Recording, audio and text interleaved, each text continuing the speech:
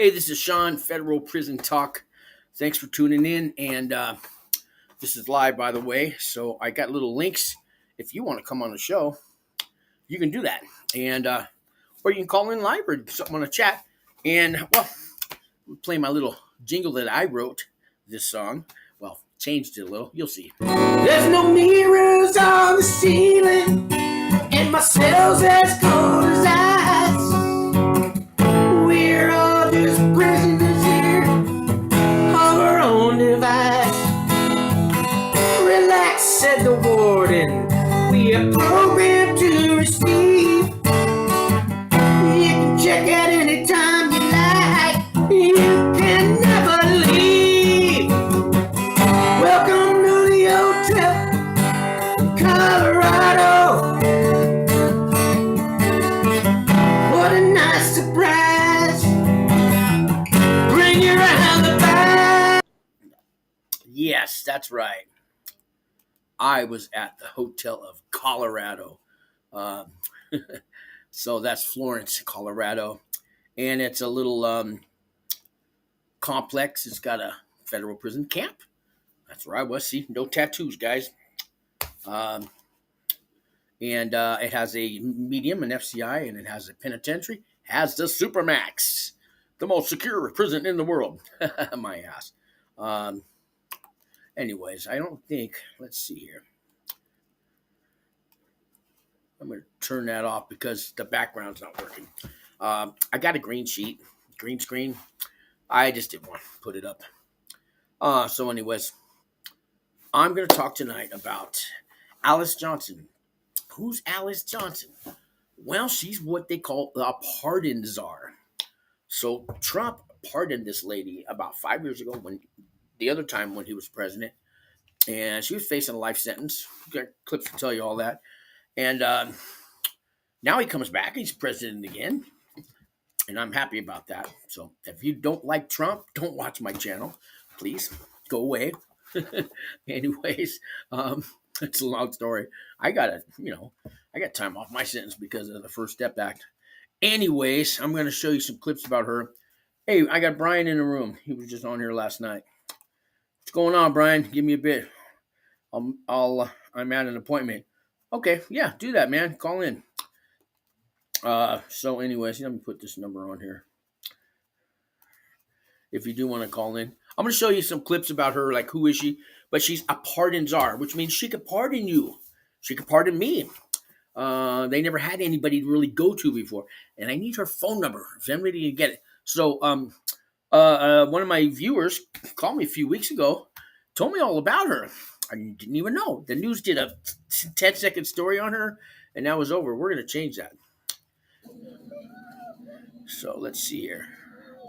Let me get this on here for you.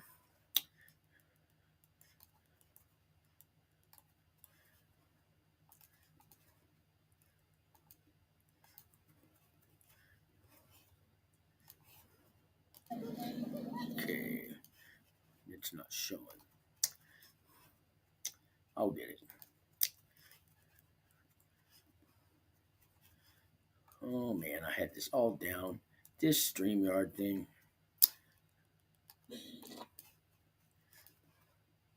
There we go. That's how you do it, right?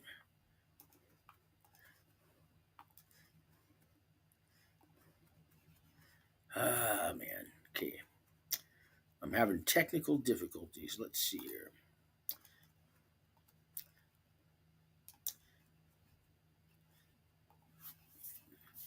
No, don't want that.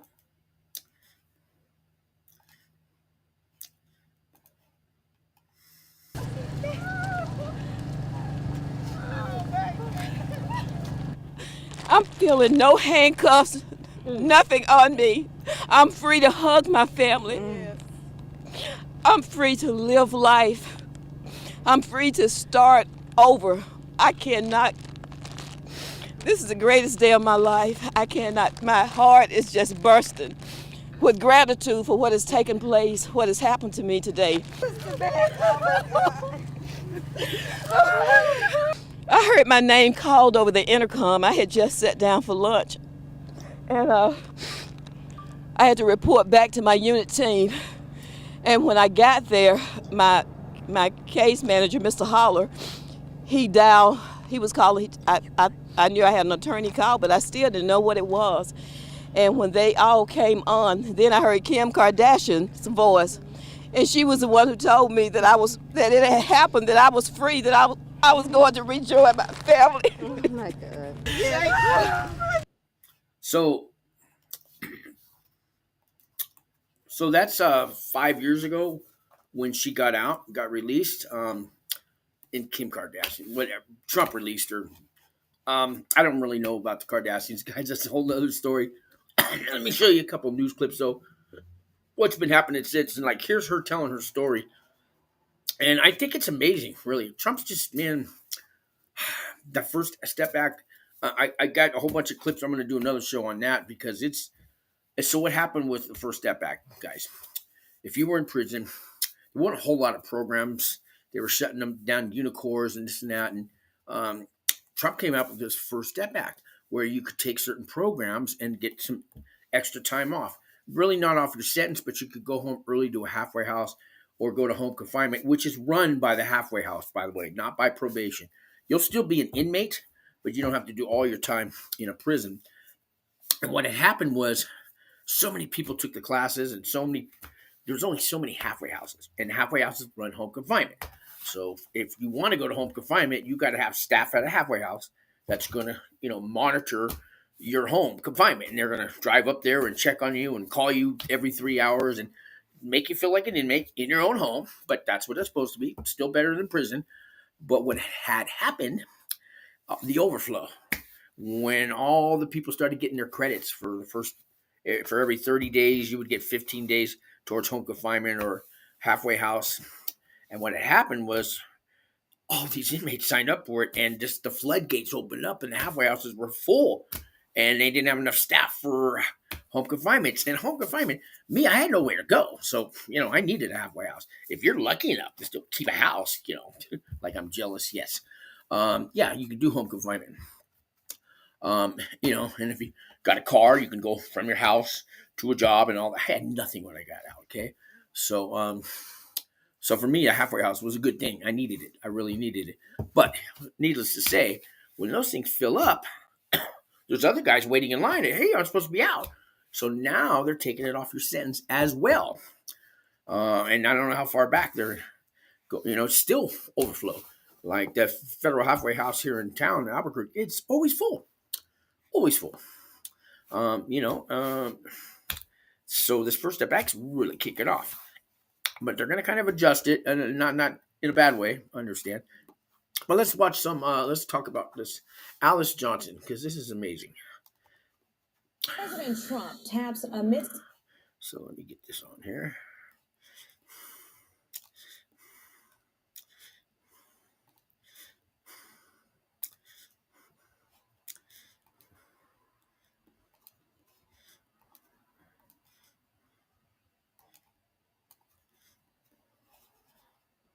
South woman to a new... Let me see what's going on here.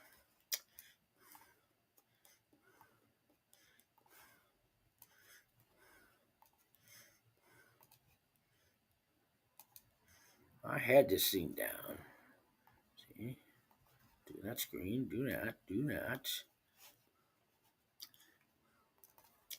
President Trump taps... Why isn't this working? Let's see here.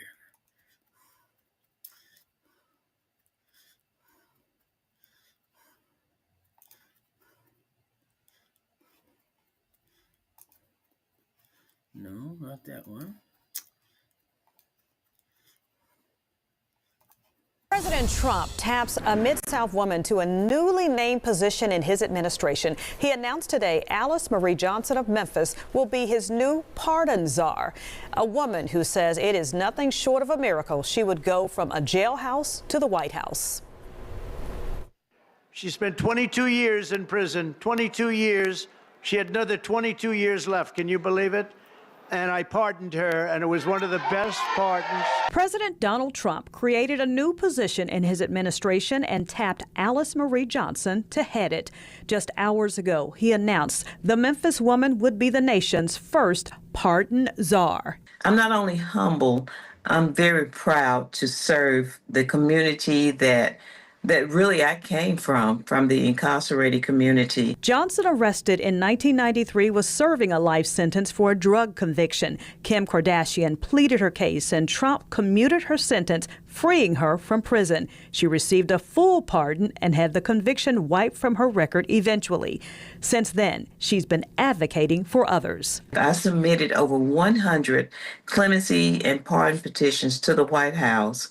And, to get a pardon, a federal pardon, the only person that can do that is the president. Now, if you do state prison time, the governor does that. And they usually do it, especially election year at the end, right before, their term, or right before election time.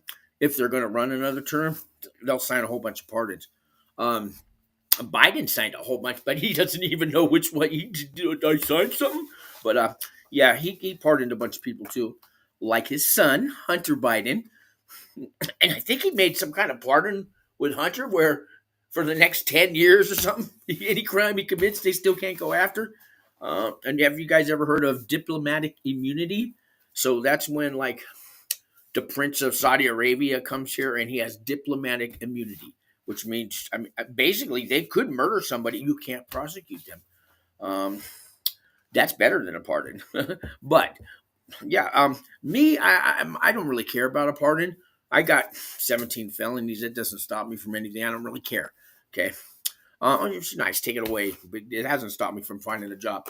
For some people, that's really important. So, and I get it. So she submitted 100.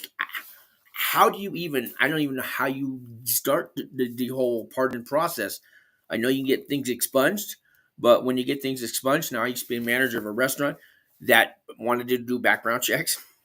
And I haven't been to prison yet, but I've seen the people's records, and it says, robbed a bank, possession of narcotics, all this stuff. And then it says expunged in parentheses, right? You still see their crime. So expunged, hello, really doesn't do nothing. So you see the word expunged, and so the manager's supposed to go, oh, since it has the word expunged, I guess I can't judge them. They do. They do. But pardon, that's your pardon. But then you have to have it like all erased from your, existence. And with the internet today, I don't know how you erase things. If, I did a whole show on a guy with the crimes he committed, you can't erase my show. Maybe you could with YouTube. But pardons are really important. But what I want is I want a job working for this lady and for Trump. But let's watch the rest of this. After I gained my own freedom, so to be trusted in a position like this to serve the nation, all communities, is really a privilege for me. Details of how she'll carry out her new position are still being worked out, but she begins work immediately. It's very important to me to make sure that those who are released from prison also have a structure set up so that they can be successful in their new lives. One of the things that's very important to me is to have safe communities. And I asked Johnson about the pardons for those involved in the January 6th riots, and she said they were carefully thought out and contends some of those. Yeah. We'll get into that another day because really, don't get me started. Don't get me started. But let's see. What's this next clip I got? See if this one shows up. Speaking of second chances. Okay. Let me get rid of this. So I'm using Restream, guys, because StreamYard, I can't afford to pay. So when I worked for Wings for Life, they were paying for my StreamYard like premium, and you could have, what was it, 3 different channels on at once. Or you could have if you paid even more, you could have 10 channels on at once. Oh, that's what it was, 10 channels on at once. And in the free version, you used to be able to have 3 channels on at once, but now they changed it all. They got all tight and they want money for everything.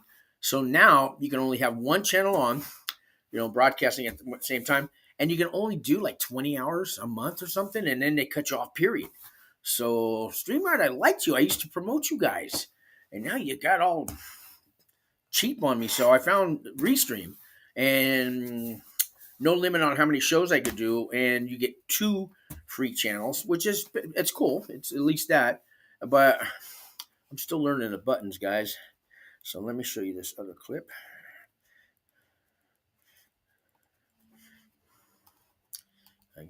I know there's a better way to do this, but this way seemed to work. No. Speaking of second chances, it didn't work. Oh, let's go to this one.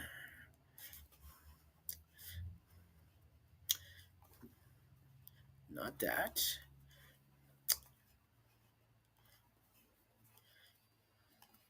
Speaking of second chances, few embody that better than my next guest.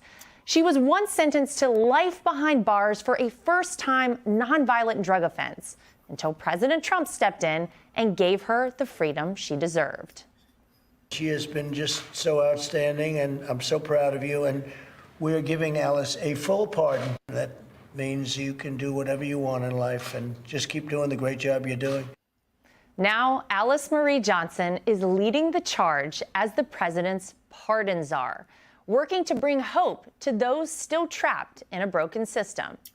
I sat down with Alice to learn more about the road ahead for reform and why redemption matters more than ever. Alice, thank you so much for sitting down with me. Your story is so incredible. When you think back. So the part I like, guys, coming up, where she's sitting in her,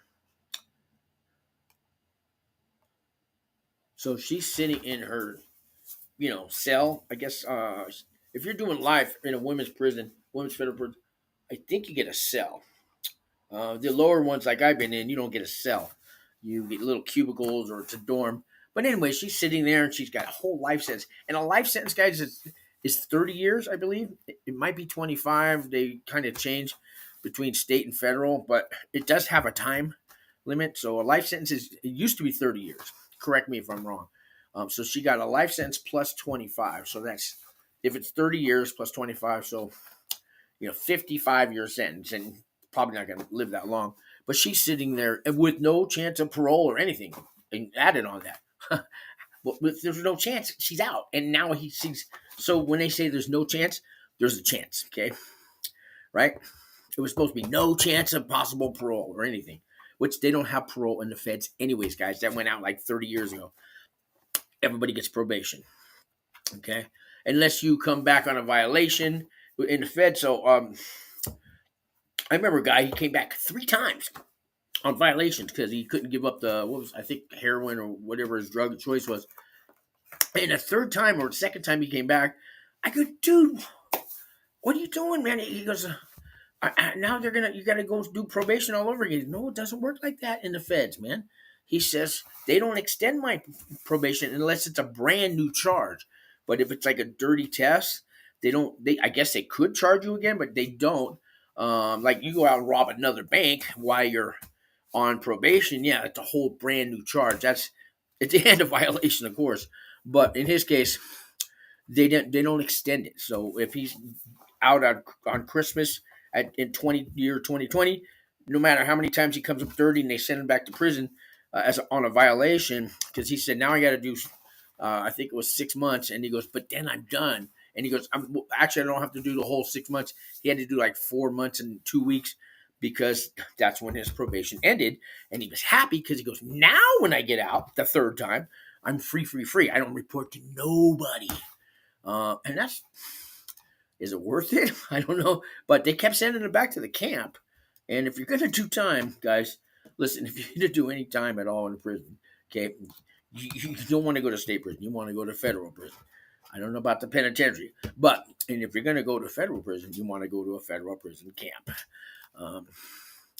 So anyways, let's watch the rest of this.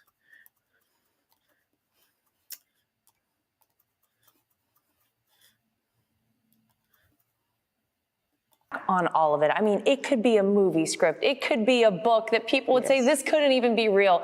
Do you pinch yourself sometimes thinking about all of it?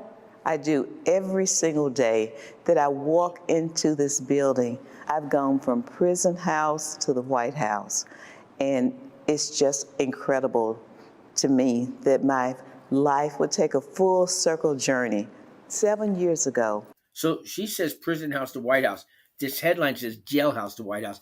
And you know, I don't know if I get upset, but when people think, oh, you're going to go to jail when you're going to prison, like, oh, you'll go to jail for 10 years.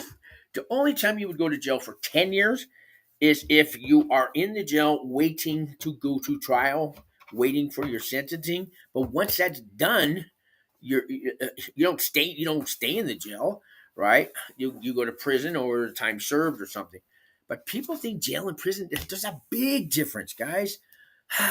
She wasn't in jail. She was, like she even said, prison house to White House. Get it right, Fox. I was sitting in a prison cell. Wow. It is really remarkable. And then you're here today. You are President Trump's pardon czar. Yes. What does a pardon czar do? And how do you determine the people who you then take to the president and say, maybe you should consider a pardon for this person? It's really easy for me because I've lived it. And so the president has entrusted me with this mission to help him find those people who deserve this second chance, who are similarly situated, not just like me, but who have served enough time, who have paid their debt to society. So, Alice, do you need help finding those people? Because, you know, that's kind of, I got my peer support, my CPSW, Certified Peer Support Worker certificate, all these agencies and nonprofits I've worked for. I can help you, Alice. Hire me. I need a job. I'm out of work right now, guys, by the way. So, and that's another story. This last place I was working at, well, people bill Medicaid now. I'm in demand when you got these peer support certificates. Everybody's billing Medicaid, right? And in New Mexico, you can bill for substance abuse and mental health, and it's $63 an hour. As a CPSW, I could do a class, workshops, up to 15 people, and each one, $63 an hour. I did the math. It comes out to like $970 an hour. You can do a maximum of 3 hours. I can make an organization $3,000 a day, right? Plus, I can do more on the individual side, probably potential of $4,000 a day. Having said that, vital behavioral care is under, well, let's see, Medicaid's going after them. They got busted in Arizona, switched company names, changed the ownership, and I found out about it. And I was talking to another employee who told me a little bit more about it and threw me under the bus the next day. I get called into the office by the director saying that I've been talking shit about them, saying that they've been laundering money, fraudulently billing Medicaid.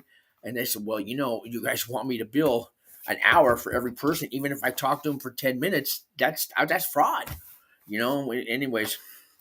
So, yeah. So I'm out of work, guys. And just as well, because I found out everything was true.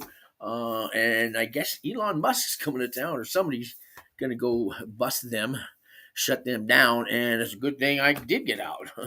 I don't want that. But plus, there are those who have been, I'm going to say, the victims of lawfare, the same way our president was. You were a first-time nonviolent offender. Yes. And you were given a life sentence without the possibility of parole. Were you prepared for that sentence? And did you feel at all that what you had done warranted that? Absolutely not. I was not prepared for it, and I definitely did not think that it was warranted. Yeah, she got more time than Charles Manson, I think they said. Never been arrested before, never was criminally minded. Just a bad situation came into my life where, under duress, I made a very bad decision to become involved in something that I didn't think it would lead to this. I've never sold drugs, I've never used drugs, and to be labeled with even a queen pin, if I was the worst one in history. But thank God that my case came to the attention of President Trump, and he had compassion on me. He was the first one who really pulled back the layers to my case to say, this is wrong. I know why this didn't get any press coverage, because the Democrats, the liberals, they don't want to see a black lady talking kind about President Trump. Hell no.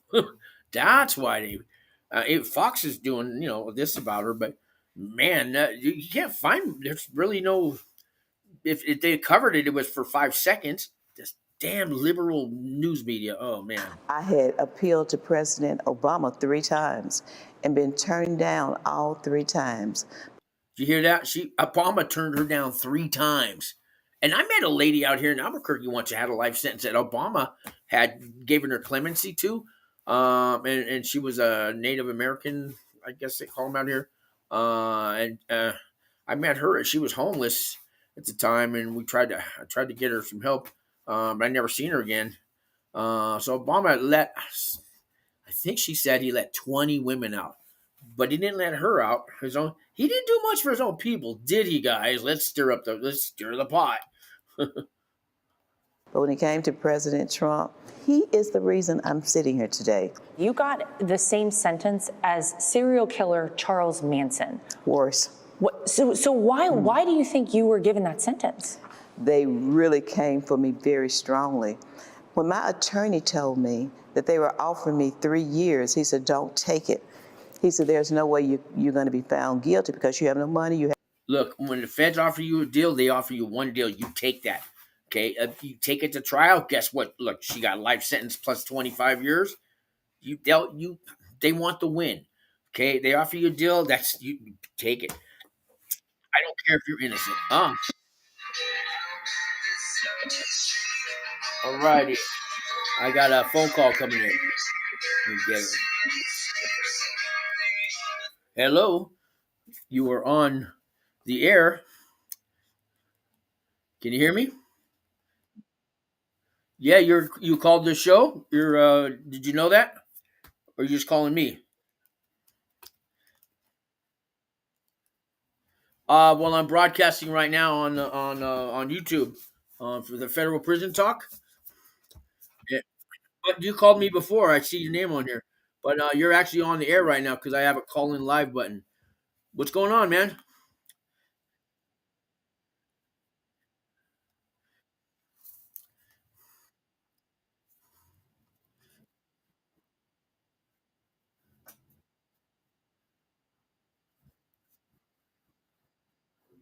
Oh yeah, for sure, for sure. You didn't know that I'm broadcasting right now, though, right? Uh, so I mean, your voice is on the air right now because I have a call in live button. But if you want to talk after the show, I'll probably be done in a half an hour. I'll give you a call. Your name's Kamal, right? Because I got you on. I got you on the thing, yeah. But yeah, you're on a live show right now. But let me. I'll call you when I'm done. Okay, we'll talk. All right, man. So yeah, see, they call me all the time. You just did the timing, man. What are you gonna do? What are you gonna do? I think that's funny. I hope you think it's funny. But um, is it my fault I answered on a live call? I don't know, guys. So where were we? Let's see if I can get this back again. Okay.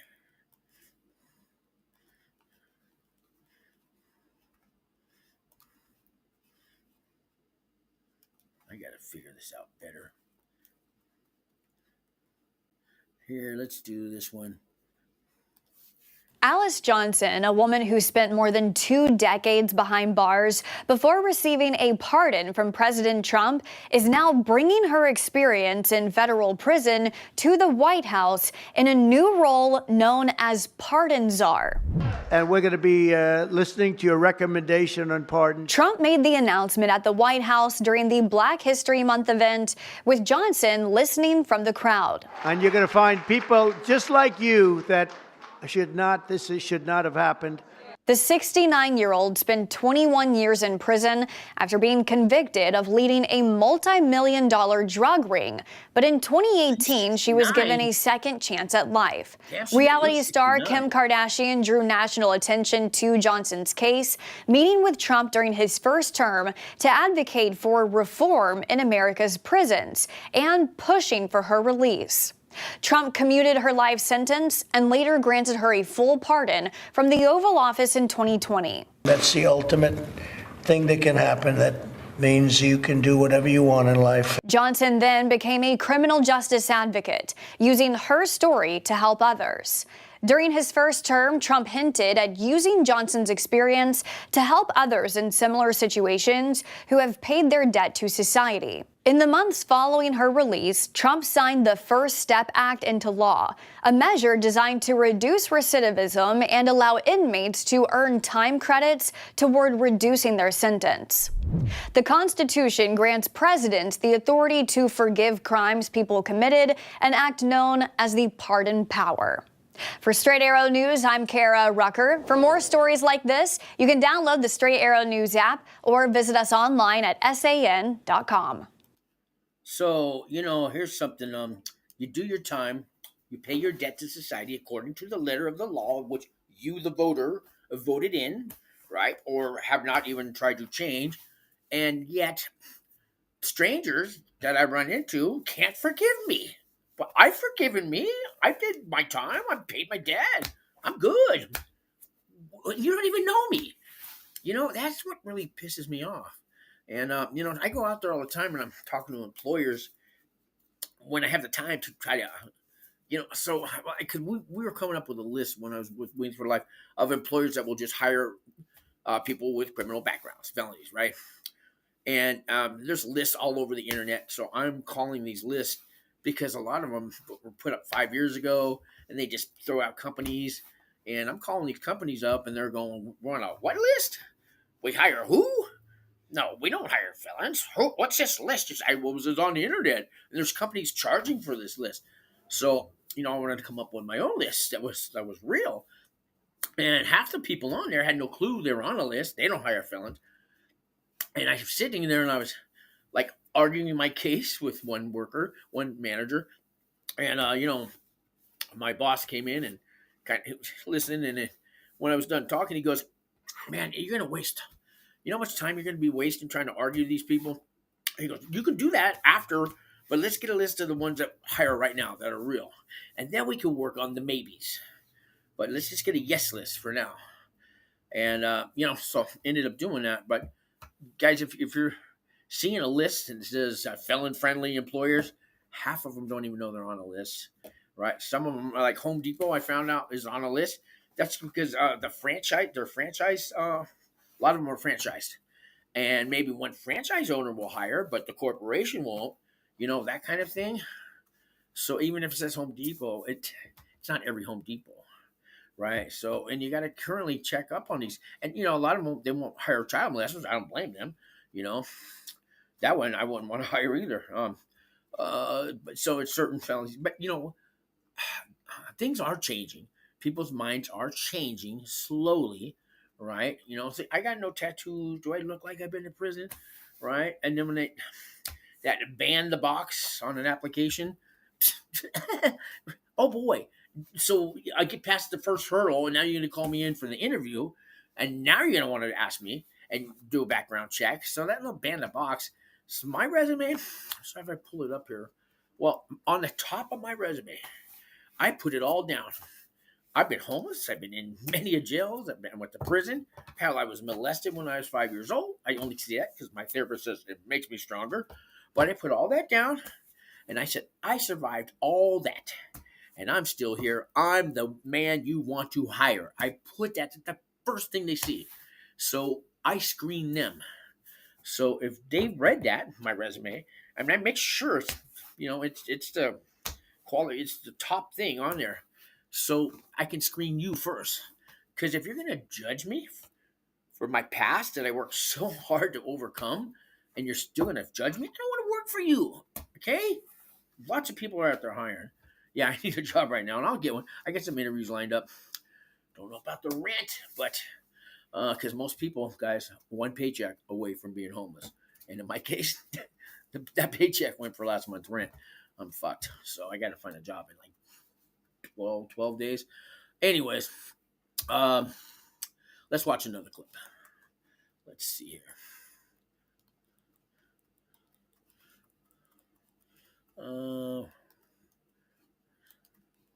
Let's see. Well, I got there's a thing about Alcatraz. Once home to America's most violent and incorrigible offenders, The Rock was shuttered in 1963, left to crumble in the. I'm going to show you this because the director, the new Bureau of Prisons director is on here, and he talks about the First Step Act 2 at the end here, and maybe he'll give me a job helping inmates. But yeah, they want to reopen Alcatraz. I don't know. If I was going to be sent there, all I would think about, they escaped once. I'm from San Francisco, so I used to look at Alcatraz. I used to work at Fisherman's Wharf, and every day I'd see Alcatraz. I've watched all the movies. There's like 5 different movies that they've made. Anyways. San Francisco Bay. But President Trump is looking to rebuild and reopen the prison. It represents something very strong, very powerful in terms of law and order. Our country needs law and order. Alcatraz is, I would say, the ultimate. It's a bold new move to restore law and order. But how might it be executed, and what does it mean for America's justice system? Let's ask the man in charge, Federal Bureau of Prisons Director William Marshall. Director Marshall, thanks for joining us. Okay, everyone wants to know about William Marshall, that's the new Bureau of Prisons Director, guys. The last one got fired because too many guards were raping women and doing all kinds of corrupt things. And they're finally cracking down, and some of them are doing time. They're finally being held accountable on a low scale. I mean, there's so much shit still going on, but it's a start. Alcatraz. President Trump wants it reopened. You have the last living former inmate of Alcatraz saying he's not so sure that that's possible. So the question is this possible, and how do you do it? Well, thanks, Laura. I really appreciate you having me on. And, I'll just start off by saying I love the way the president thinks. To have the opportunity to be the director of the Bureau of Prisons that has the opportunity to reopen Alcatraz. I mean, how exciting does that feel, And when you think of Alcatraz, you think of Fenway Park, Wrigley Field, No, we don't. Lambeau Field, those types of facilities. You just get. I don't think of Fenway Park when I think of Alcatraz. I think of prisons. I think of Clint Eastwood, Escape from Alcatraz. I think of the Birdman of Alcatraz, the movie they made in the 40s about Escape from Alcatraz, or the 50s. I don't think about Fenway Park. Really? Dude. But I'm going to skip ahead to where he talks about the First Step Act, because that's why I wanted to put this on here. In the facility, they can still perform their First Step Act programming. So we've got a real emphasis on that. To be prepared to go back into the real world. We're looking forward a little bit. Well, we like the sound of that. Something that people often talk about is once an individual has served their time in prison, paid their debt to society, and then, needs to be reintegrated back into our culture and our society, how do you go about doing that in a better way? How do you bring down those recidivism rates? As director of B.O.P., I'm sure that's something you think about. Absolutely. And one of He doesn't think about that. He needs people to come back to prison because it's job security. If everybody got it right and took accountability and was, Mr. Straight and Narrow after they left prison, these guys would all be out of work. One of our biggest initiatives is the First Step Act. I've already designated a specific position for an individual that will be the First Step Act coordinator. Okay, that should be me. I don't know who this individual is. That should be me. Be focusing on reentry, recidivism, giving these individuals an opportunity to be prepared to go back into the real world. We're looking forward to adding technology to our bureau. We want to bring in tablets for all the inmates where they can still do their education, their vocation. That way, if they do have a lockdown, something happens in the facility, they can still perform their First Step Act programming. So we've got a real emphasis on that. The Second Chance Act is also in play as well. But we want to make sure that we give that Second Chance Act. I have yet to meet somebody who they qualified, but who was granted that. This guy, he's just as bad as the other ones. Give all the inmates an opportunity to whether they have a chance to get a job, maybe get a birth certificate, something as simple as an ID. We want to make sure we give them every opportunity that they have to be successful. We want to knock down those hurdles. It's really hard for some of these individuals to walk into a job interview or to walk into a DMV to get the type of documents that they need. And so we want to make sure we got everything for them. See, that's what I've been doing for these nonprofits. I'm the dude. You need to hire me, dude. That we can provide them so they can get back to having a life and getting back with their families and being better for society. And it's really better for our country. It's really a safety issue as well. And you want to have good neighbors, you want to have good people in your community. So we have a responsibility to these individuals to make sure that they have everything they need to get back, get their lives back. Well, you are certainly serving as director of the Bureau. No. Don't give him any. This guy, I don't trust him. I don't trust this guy at all. I don't know if Trump appointed him, he got over. But I mean, maybe he's good. Prove me wrong, okay? I'll tell you. When I was at Florence Federal Prison Camp, in the visitors' room, they had these companies. So it's right near Florence, Colorado. It's near Colorado Springs. I'm sorry, it's near Pueblo, Colorado, and Canyon City. It's an hour from Colorado Springs. Anyways, about 20 different companies from the area came in for a job fair in our prison, and we're going to hire you when you get out, right? And I'll never forget, there was a guy who owned a bunch of Little Caesars in the area. He was a franchise buyer. Maybe had 8 Little Caesars restaurants, and he was there to hire, not as an employee. He wanted us to be a manager. He's there. I think he had done time, but he says, I want to offer anybody with restaurant experience, which I had, but they didn't live in the area, and because I walked up, I talked to him afterwards, but he was going to hire the inmates as a manager, even if he had 2 years to get out. He goes, I'll work it out. When you're getting out, I'm going to buy that, because I'm buying up Little Caesars restaurants. If you got 3 years left to go, I'll put that on my plan, and I already got the manager, and I'll be checking in with you, and I'll come visit you. And this dude was right on, man.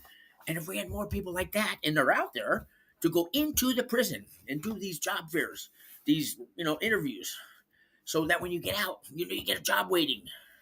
And then, you can do the halfway house and go work at Little Caesars as a manager. And I wished, I don't know if there was a way for me, instead of going back to San Francisco, could I get released to, the area? And I found out later, my case manager said, yeah, if you want to go to New York, if you want to go to Wisconsin, I can send you there.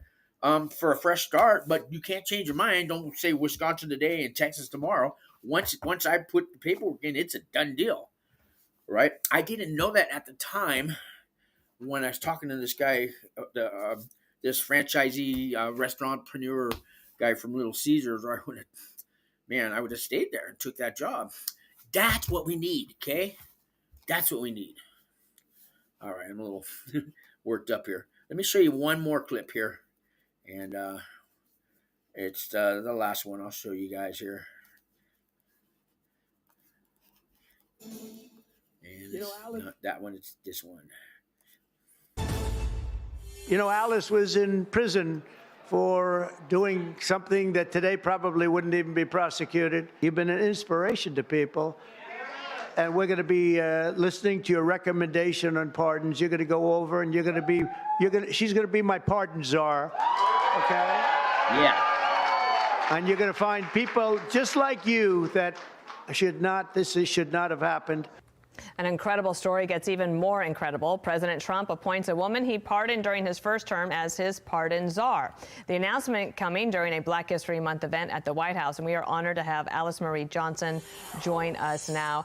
Alice, thank you for joining us from your wonderful town of Olive Branch, Tennessee. Let's look back just for a moment at the Oval Office where you were pardoned. Watch. She has been just so outstanding, and I'm so proud of you. And we're giving Alice a full pardon. And that means you can do whatever you want in life and just keep doing the great job you're doing. Alice, this is an amazing day for you, and I imagine that you replayed that moment in your mind a lot. Again, this story got passed over by, I guess Fox did it, and they did well, I mean, they're doing it now. This just, but the liberal media, CNN, The View, how about you ladies? How come they don't have her on The View with Joy and all them, huh? Oh, no, because that would make Trump look good. Jesus, God, these people. But what does it mean for you now to be the pardon czar? What do you plan to do with that power? Well, I plan to fulfill the trust that the president has placed in me. He's given me specific marching orders. And actually, Dana, from the time I've been working on this nonstop since my release, this is really a continuation of the work that I've already been doing. I've brought many pardon cases before the president in the past. And one thing I can say about President Trump, he was very interested in their families. He wanted to know if they have a solid reentry program in place. I wanted to make sure that I brought him the best candidates, because what is happening in this nation is really sending a message to the world that we care about. Now, the one thing I got to ask you guys is, I don't have her phone number. How do we get a hold of her? Because I got a call a few weeks ago from a viewer. And that's great that she's at, but how do we get a hold of her? You know, because he wanted to get a pardon for his wife who just done time. I need a phone number or something. What do you write her a letter and hope they read it? So this is all great. Does anybody know how to get in, how to call her off? I mean, I could Google it and see if there's a number. I couldn't find a phone number, guys. About the least of his people. Alice, since you hear from a lot of people and you look at all of these cases, in your minds, what are the couple of things that really make for a solid reentry plan? Well, I have to make sure that the communities are ready to receive them. My number one thing in recommendations is safety in the communities. I want to make sure that they have jobs that they're ready to go home to, that they have the ability, not only for a second chance, Dana, but for their best chance of success. And then it takes follow-up, because I don't want to help people come home and then at the same time they're set up for failure. We'll be making sure that we check in with them, not in concert with probation, not to catch them doing something wrong, but to make sure that they have things that will help them make right decisions. That includes making sure that they have mental health, because sometimes when you've been in prison for long years, you need to reintegrate, and it affects you mentally. So we want to make sure that those people who are coming home, that they have good family support, and if they don't have family, they have good faith support. I plan to work with Paula White in her faith initiative. I plan to work with Pam Bundy. Both of these ladies are very... And you got to work with me. Come on, I deal with these guys all the time coming out, and this is great. It's good stuff. How do we get a hold of you? Very good friends of mine. I've worked with Brooke Rollins in the past. I've worked with Ivanka, with Jared. Many of those who have been appointed are individuals who I've already worked with, who know my track record. And this trust that the president has placed in me was not trust that was a spur of a moment or selected me because he pardoned me. We actually have worked together. I consider myself a friend of the president. I've even flown on Air Force One with him before, Dana. And while there, he said to his wife, "Would you believe that Alice just convinced me to release 5 people?" So he knows I got almost 7 years free. I've been able to work across the political divide. I've met with governors. I've met with families. So I'm ready I'm ready on day one. I was ready. In fact, I started the work before he even made an announcement because before he stepped back into office, before the American citizens made their choice loud and clear, President Trump had given me a call almost 2 years ago. And he said to me, Alice, when I go back, I'm taking you with me. When he said that, Dana, I already knew he was going back. I knew that he was going back. I began putting together plans and getting ready for that moment that I will go back with him. CNN, eat my heart out. Why, the ladies on The View, why aren't you airing this story?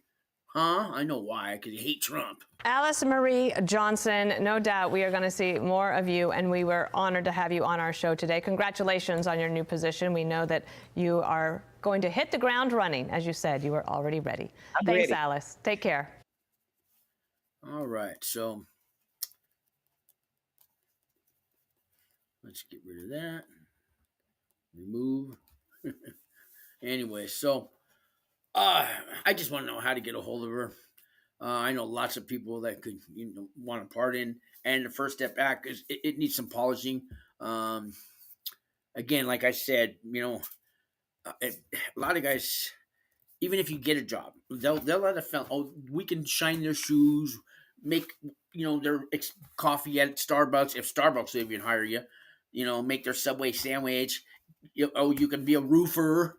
You could do a trade, all this low pay, menial type jobs, but give us a director of an organization, office.